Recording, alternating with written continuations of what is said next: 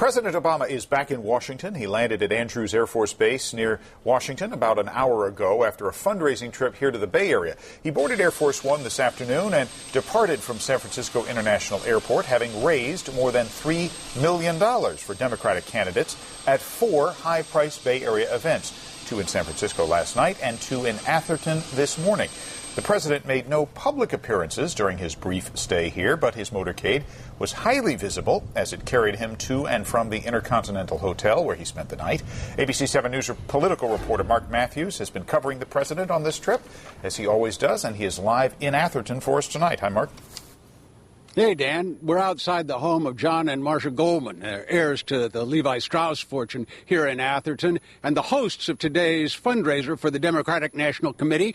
As you say, there were 2 fundraisers for the DNC that the president attended today. The first was a brunch for about 40 people, each of them willing to pay $32,000.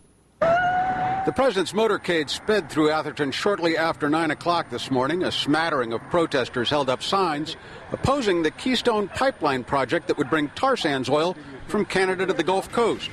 The president talked gun control at his brunch, and at 11:30 sharp, he rolled into lunch here at the Goldman House.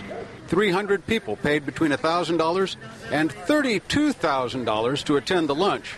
I know this is a very wealthy community, but not all of us are wealthy, and I came in at the lowest level. Valerie Gardner spent $1,000, still a lot of money for lunch.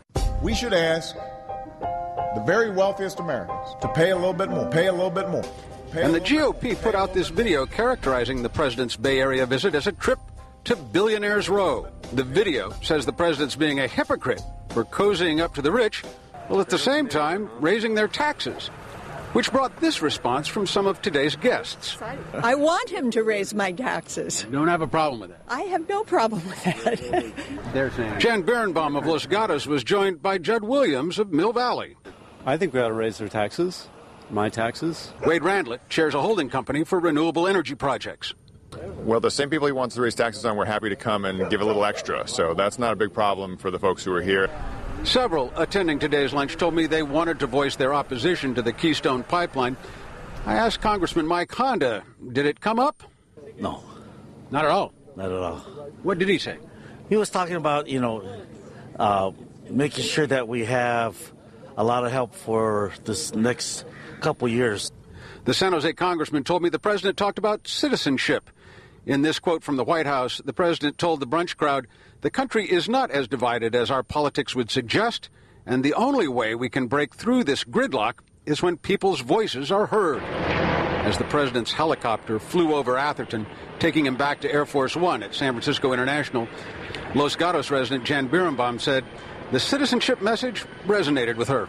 That seems to have been something that he just has embedded in his heart.